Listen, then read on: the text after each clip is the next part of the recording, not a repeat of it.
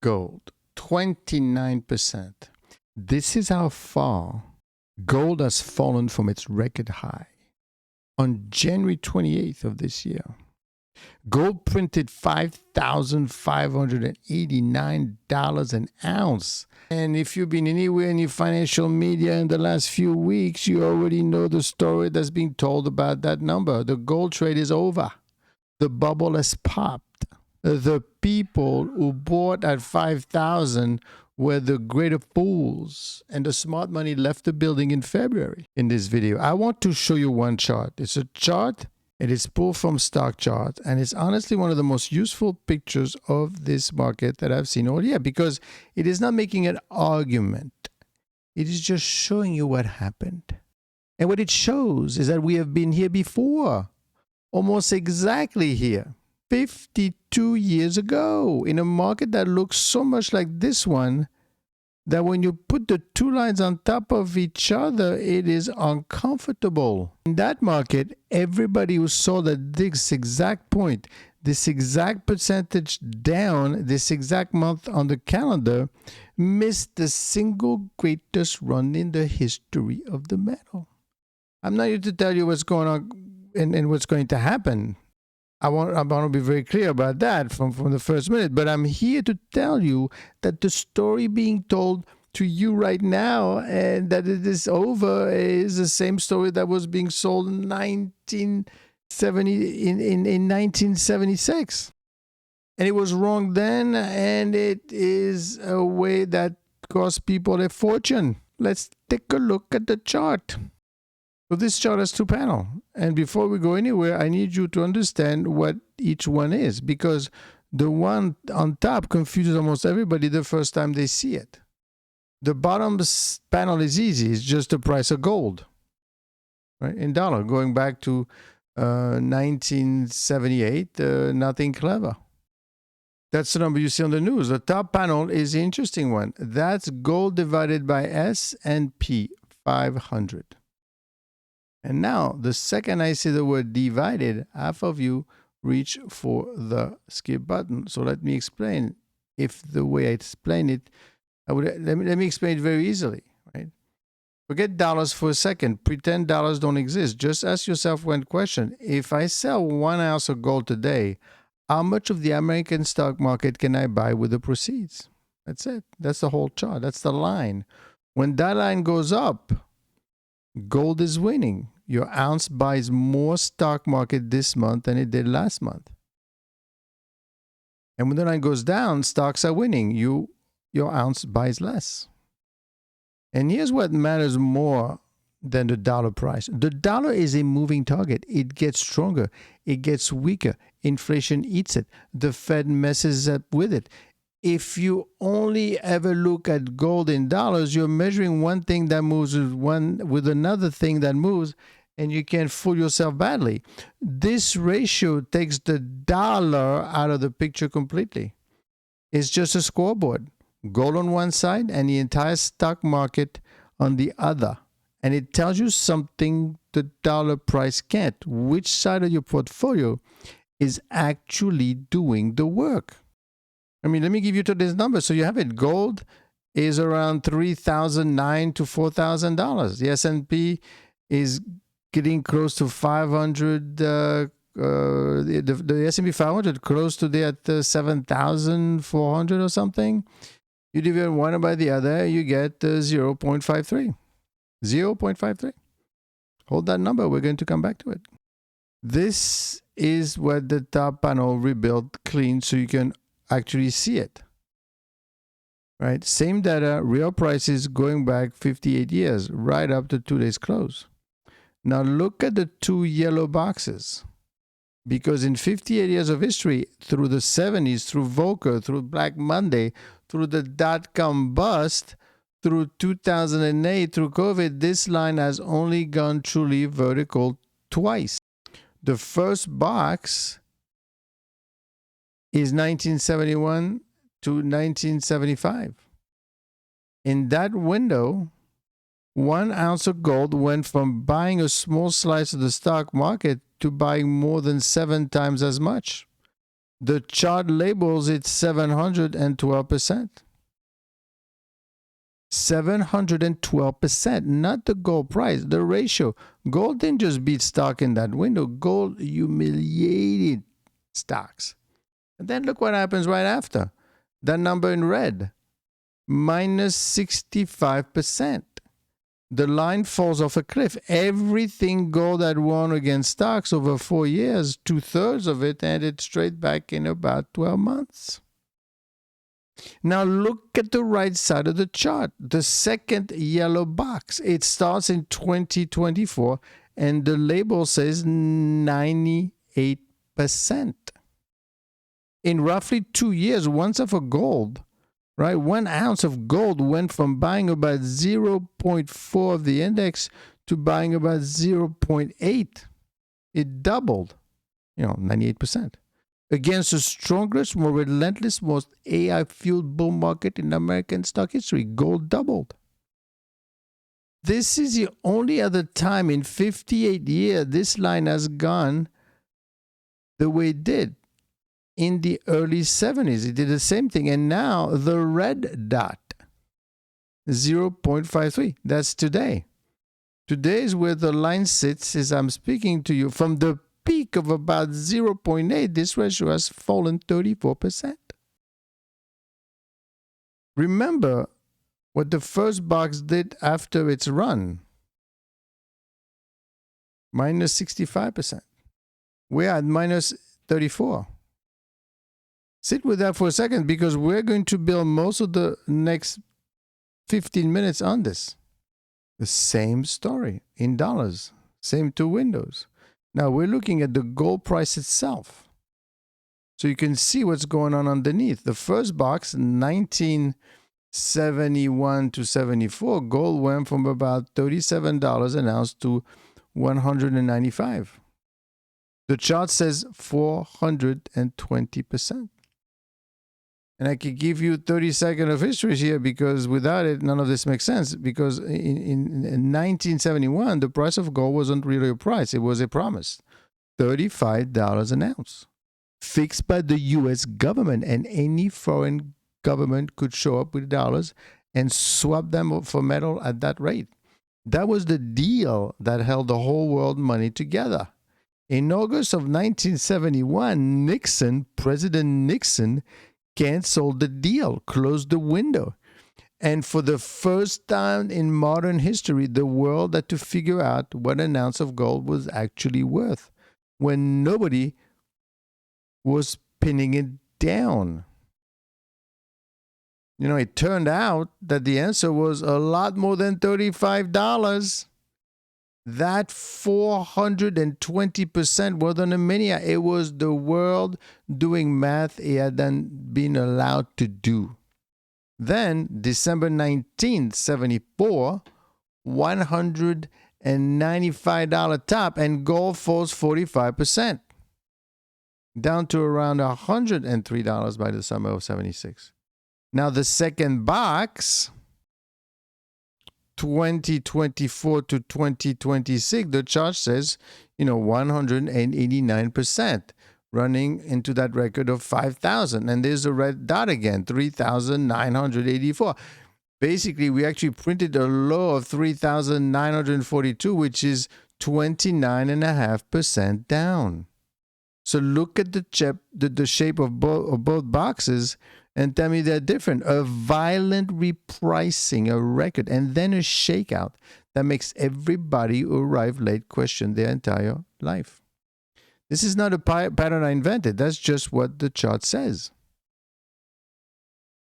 If this is the kind of breakdown you're looking for, I would like you to hit subscribe. I would also like you to hit a like so that the algorithm keeps feeding you the same kind of information. And if you want to go to a level deeper, there's a join button, or you could join on Patreon as well. And basically, that membership will give you full access to me on a daily basis live. I will talk to you. And I also offer 9 other tools that could be very useful.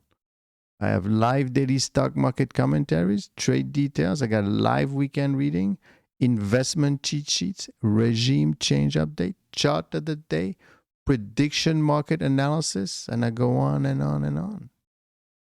Let's take a look at the shakeout everyone called the end.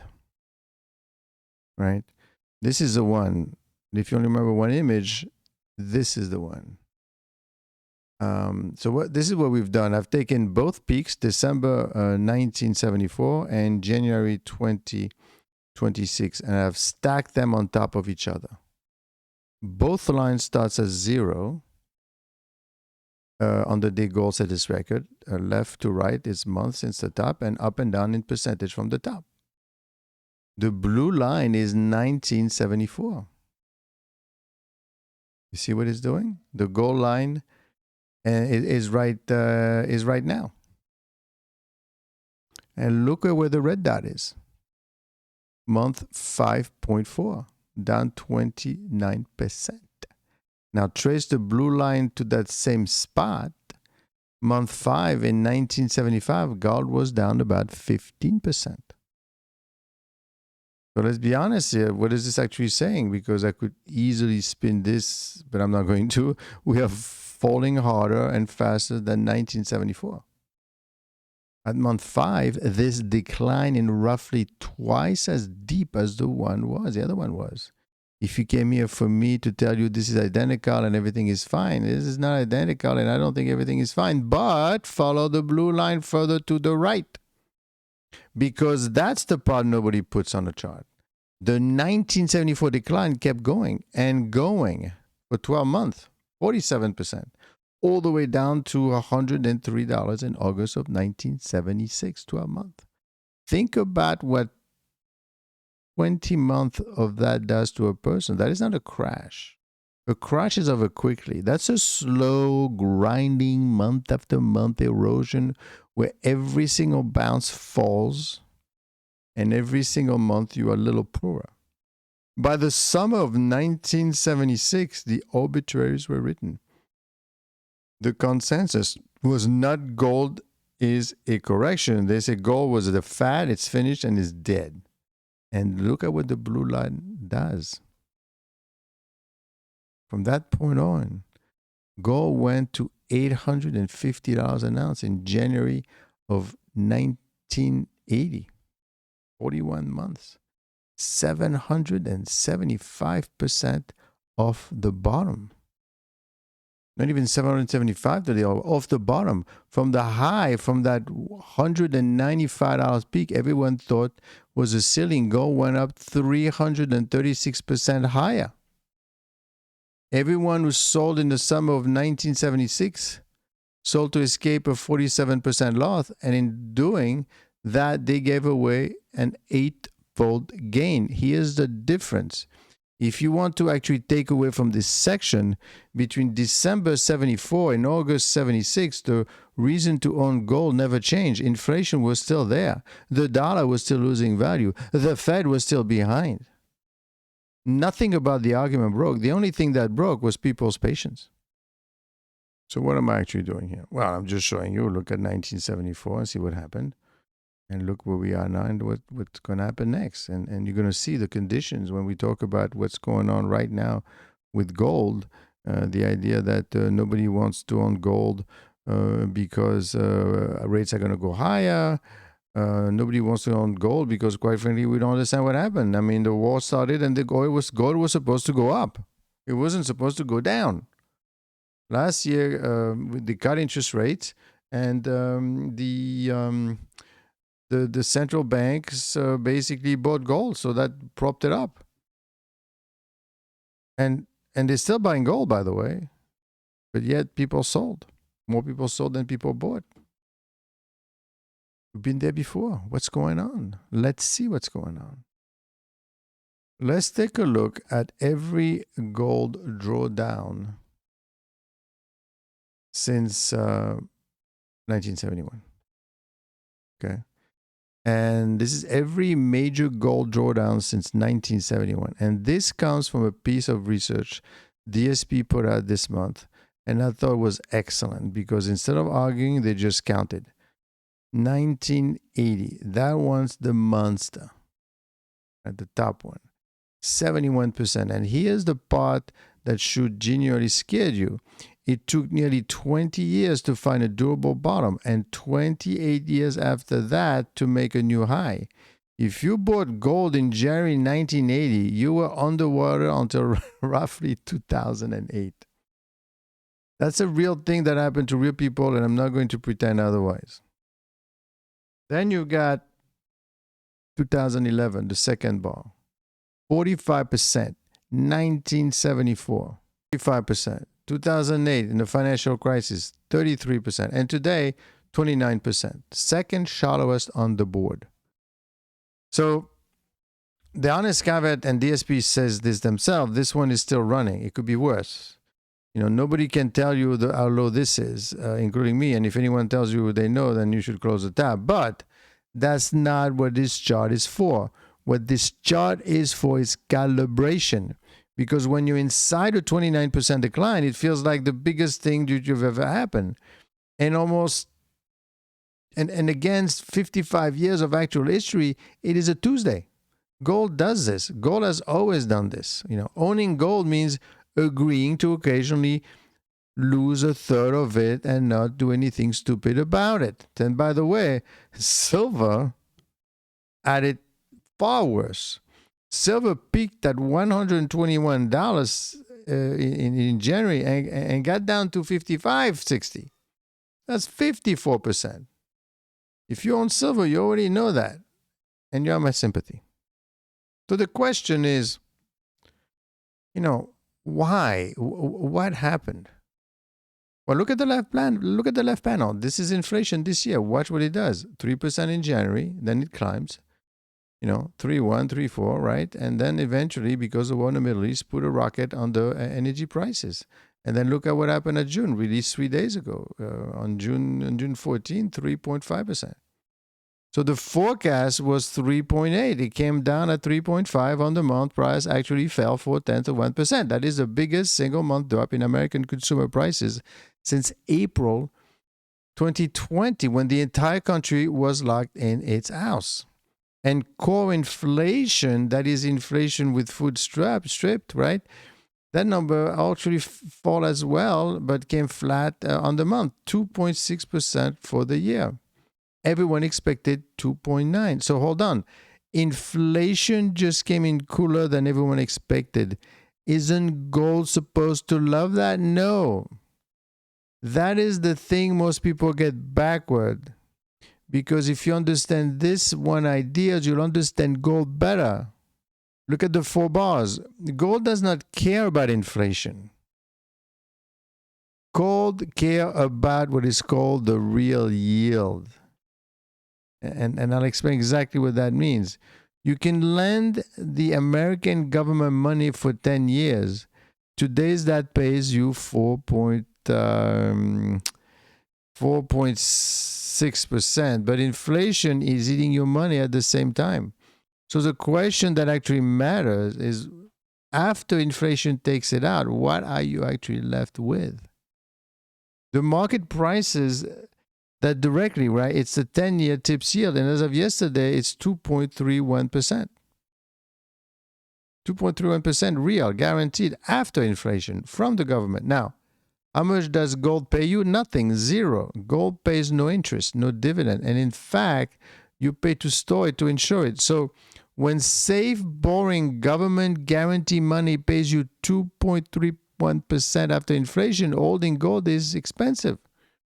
Not in the sense that it costs you money, in the sense that it costs you the 2.3 that you could have had every year you hold it. You're paying for that. That's it. That's the whole bear case for gold in one number. It's not the bubble. It's the real yield. And that's why I'm telling you this instead of just complaining about it, because it worked both ways. That 2.31% is a headwind. But headwinds are not walls. They're weather, and weather changes. So if June's inflation number is the start of something instead of a fluke, that real yields come down. Right? And every single month it comes down, the cost of holding gold falls. That is the exact domino that fell in 1976. Nothing dramatic happened, no announcement. The math just quietly stopped working against gold. And then it started working for it. And by the time almost no one noticed, gold had already doubled. So the number to watch is not the gold price. It's that 2.31%. The real yield. The yield that the government is paying minus inflation. You're competing against this, right? So if that yield drops, you're doing great. If inflation drops, you're not doing so great, right? It's the yield. It's the yield that you're competing with. So what came after the 1976 funeral? Well, the red box is 20 months long, right? Inside that box, gold went from $195 to $103. Inside that box, if you bought gold at the top, you'll watch roughly half your money evaporate over almost 2 years. And the thing is, the case was still true the entire time. Inflation was still eating the dollar. The government was still spending money it didn't have. The Fed was still in Ronald Reagan's later phase doing half measures.